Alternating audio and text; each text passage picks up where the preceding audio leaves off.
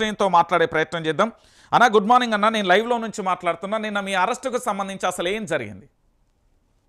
వాస్తవంగా నోటీసులు ఇస్తామని చెప్పిండ్రు. ఓకే, నోటీసులు ఇవ్వాలంటే రాత్రి తెల్లవారుజామున 4 గంటలకు 5 గంటలకు వచ్చి ఫ్యామిలీని డిస్టర్బ్ చేసి నోటీసులు ఇవ్వాల్సినంత ఎమర్జెన్సీ అర్జెంట్ అవసరం లేదు.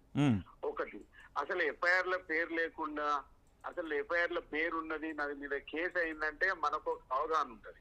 అసలు ఎఫ్ఐఆర్ లో పేరు లేదు, అసలు నాకు మీద కేసు అయిందా లేదా నాకు తెలియదు. నోటీసులు తీసుకుపోనీకి వచ్చినాం, నోటీసులు ఇచ్చిపోనీకి వచ్చినాం అని చెప్పడము, అది కూడా తెల్లవారుజామున 4 గంటలకు 5 గంటలకు రావడం అనేది నిజంగా అది మంచి చర్య కాదు. అంటే కార్యకర్తలను, లీడర్లను భయకంతులకు గురి చేసి డిమోరలైజ్ చేయాలన్నటువంటి ఒక దుర్మార్గమైన చర్య దీంట్లో.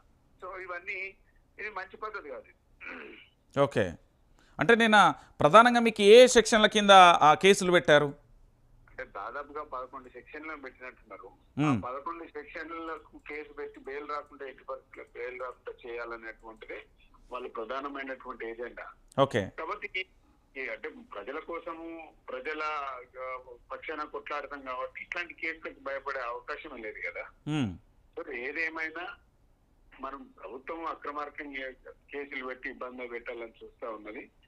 డెఫినెట్ గా ప్రజల పక్షాన మాట్లాడుతూనే ఉన్నాం. ఈ ప్రజల పక్షాన మాట్లాడుతున్నందుకు ప్రభుత్వం ఇచ్చినటువంటి హామీలను నెరవేర్చకుండా తప్పుదో పట్టిస్తుంది ప్రజలను, వాటిపైన నిలదీస్తున్నందుకు కక్షగట్టి ఇట్లాంటి అరెస్టులు చేస్తా ఉంది. ఓకే, నిన్న కోర్టు ఏం చెప్పింది మీ అరెస్టుకు సంబంధించి? పూర్తిగా ఆగ్రహం వ్యక్తం చేసినట్టుగా తెలుస్తుంది. కోర్టు కూడా అంటే వాళ్ళు 2009 నాటి కేసులు పెండింగ్ ఉన్నాయని చెప్తారు. ఓకే, 2009 నాటి కేసులు, ఉద్యమ కేసులు అన్ని కూడా అప్పటికే ఒక్క సంతకంతో అన్ని కేసులు కొట్టేసారు. 2009 నుంచి ఇలా 2024 ఈ 14 సంవత్సరాల నుంచి మరి ప్రభుత్వం ఏం చేసింది?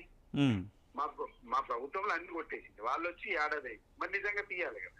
ఇవన్నీ ఏదో డైవర్ట్ పాలిటిక్స్. అన్ని కేసులు ఉద్యమములే పోయినాయి, కేసులే లేవు. అంటే ఇట్లా తప్పుడు కేసులు పెట్టడం వల్ల నిజంగా కోర్టు కూడా ఇట్లాంటి చేయొద్దు అనేసి జడ్జి గారు చెప్పడం జరిగింది. రైట్, అంటే ఈ అక్రమ కేసులకు సంబంధించి అంటే తెలంగాణలో పూర్తి స్థాయిలో 6 గ్యారంటీలు అని చెప్పి 7వ గ్యారంటీగా ఎమర్జెన్సీని నిర్బంధాలను తలపిస్తున్న పరిస్థితి కనబడుతుంది. ఎట్లా చూస్తారు రేవంత్ సర్కార్పై? అంటే ప్రభుత్వం ఇచ్చినటువంటి హామీలను అమలు పరచమని అడుగుతున్నందుకు, హామీలు ఇవ్వడంలో విఫలమైతుందని ప్రశ్నిస్తున్నందుకే మా నాయకుల పైన, మా పైన అక్రమంగా కేసులు పెట్టి నిర్బంధించి జైల్లో పెట్టాలన్నటువంటి ఒక దుశ్చర్యకు ప్రభుత్వం పాల్పడుతూ ఉన్నది. గురుకులాల్లో 53 మంది విద్యార్థులు చనిపోయారు. ఇప్పటి వరకు వాటి మీద స్పందన లేదు. 80 మంది ఆటో కార్మికులు చనిపోయారు, 400 చిల్లర రైతులు చనిపోయారు.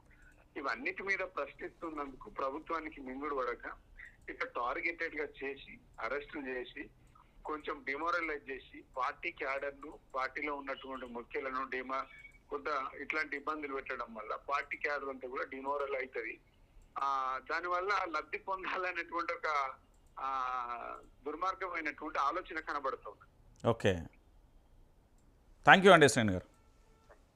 రైట్, చూసిరు కదా ఎర్రోళ్ళ శ్రీనివాస్ గారి వాదన అది. ఎందుకంటే నేను పూర్తి స్థాయిలో పాపం అక్రమ కేసులు పెట్టి అకారణంగా ఒక దళిత బిడ్డ, దాంట్లో SC ST కమిషన్కి సంబంధించి చైర్మన్గా వ్యవహరించిన వ్యక్తికి సంబంధించి